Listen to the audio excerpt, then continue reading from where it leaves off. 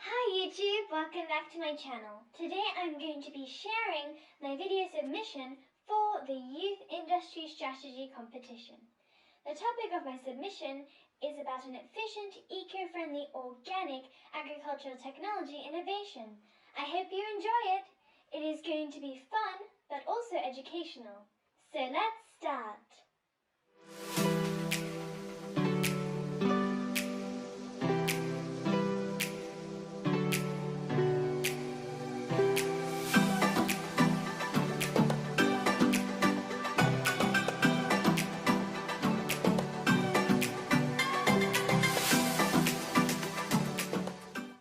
In 2019, Swedish climate activist Greta Thunberg recommended my generation to skip school and protest in the streets about climate change. I did not participate in these protests, but I do want to participate in the movement. I would like to do this by participating in research and coming up with new innovative ideas to help solve climate change. Thus, my chosen theme for the Industrial Strategy Grand Challenge is Clean Growth.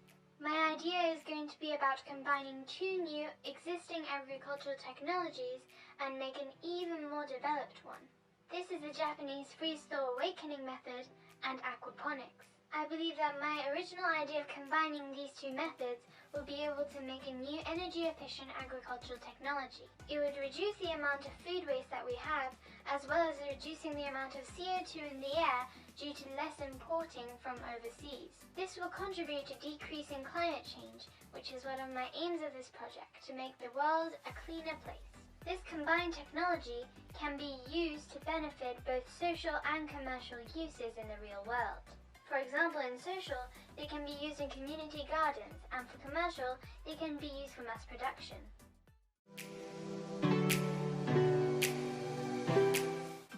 My new innovative technology could benefit the world in multiple different ways, not just in one way. For example, first of all, the food is organic, so it promotes healthy living.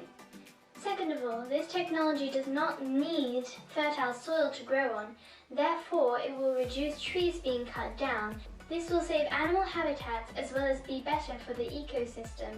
Also, eco-friendly technology will cut down the amount of CO2 that is being used, and therefore reduce climate change. Also, since we can grow tropical foods such as bananas and papayas in places like London, there will be less food needed to be imported from overseas, and therefore also reducing CO2 from planes and ships.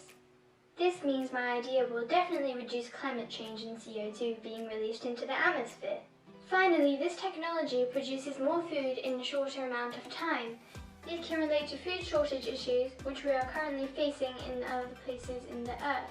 It is also believed to become a more serious matter in the future. My aim: to prove that combining these two technologies is possible, the freeze-thaw awakening method and aquaponics, and that it can reduce CO2 being released into the atmosphere. Objectives: detailed research on how bananas are being imported to the UK and how much CO2 is being produced because of it. The price, the origin, and the quantity. How much does it cost to have the Japanese freeze-thaw awakening method farm in the UK? How much importing of the Japanese freeze-thaw awakening method saplings are necessary if we were to start a farm of this technology in the UK? Aquaponics in the UK, how they are used, where and why. Calculate the cost of this new banana. Do a survey on the opinion of others on this new banana. Do a survey with specialists to see what they think of this idea. To achieve my aims and objectives, I would be able to carry out many different approaches, such as internet research. There are so many different sources on the internet, and they can easily answer all the questions that you have. It can give you many different statistics that would be hard to find elsewhere, since they are unusual and nobody else would really ask those questions. Also, they can give me information and statistics that are constantly being updated, such as live statistics that are always different at every year, of every month, of every day. However, a downside to this is that not all sites are legitimate, and some of them can give you false information. Also, websites such as Wikipedia could be easily telling you the wrong facts, since they can be easily edited by anyone who is using the site. Another might be visiting sites and places that are related to my project. For example, my project is to do with hydroponics and aquaponics. So I can try to find out where a nearby urban growing centre might be. I get to see the work happen firsthand, and there will also be specialists to ask questions to. Nonetheless, visiting places often requires a mode of transport to get there, and more CO2 emissions from the transport. This also will cost money. For example, if there was a site in Manchester that is perfect for me, I would have to pay £24 just to get there and back. And some people cannot afford that. Also, I would not be able to go by myself since it is quite far away.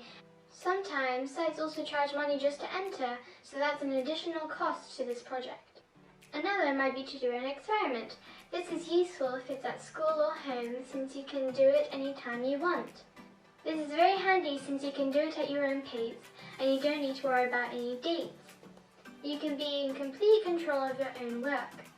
For example, I could buy a DIY aquaponics system to make at home by myself.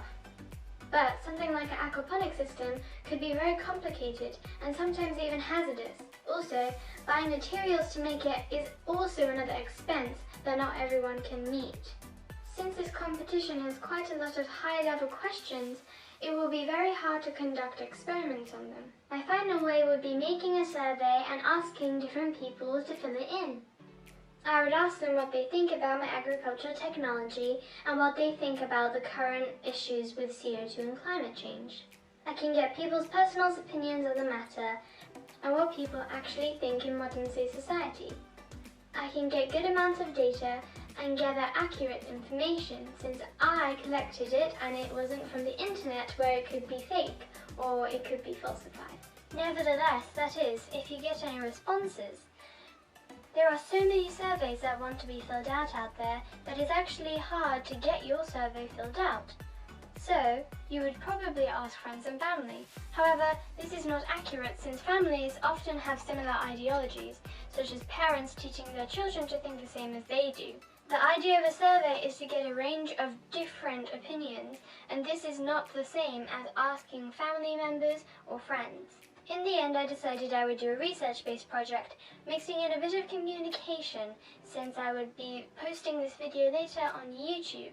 This is to share my idea and raise awareness about climate change and how new technology can help save the world and reduce CO2 being released into the atmosphere. I would have loved to do an experiment or create an actual prototype model. However, this would be a bit too expensive and too complicated, so I just decided to stick with the research. I believe that a video would also portray my ideas easier and it would be a bit more entertaining, and I can add a more creative atmosphere. Previously, I have done many STEM projects with teams, and each time I have found that it was very hard to put together the whole group meetings. Also in my school, the people who are doing the Silver Crest and the competition are all people who have very busy schedules, so I figured it would be a bit too hard to do a group for this time around. Therefore, I decided to do it by myself.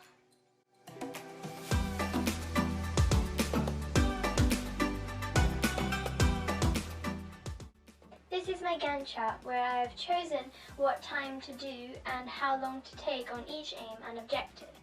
It is a bit easier for me since I am the only one who is doing the project, so therefore only things I need to do is to choose how long I am going to take on each objective and when I am going to do them. Here are my duties and the reasons behind them.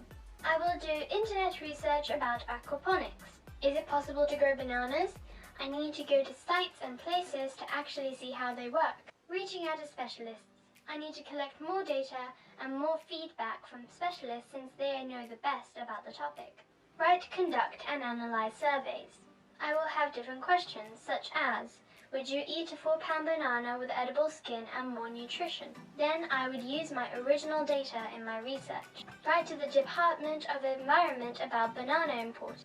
Get the government's opinion on my idea. Is it possible? It is very important since they are the people who would choose whether the farm could open or not.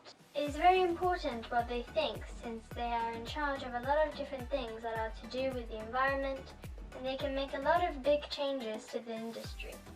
Finally, write the script, shoot, edit and share this video. This will prove that I am good at communication. So I hope you enjoyed my video. When you do a Silver Crest project, there is a lot of planning that is required, so I recommend you start it earlier and you have more time to do it. So if you like this video, subscribe and please like the video. There is going to be 9 parts to the Silver Crest project, so it's going to be very long. But I hope that if you're interested, you'll stick with me for the journey. If you don't want to miss the next videos, make sure to tap the notification bell as well. My next video is going to be on background research. Have a look at the link, it is here. Thank you for watching. See you next time. Bye.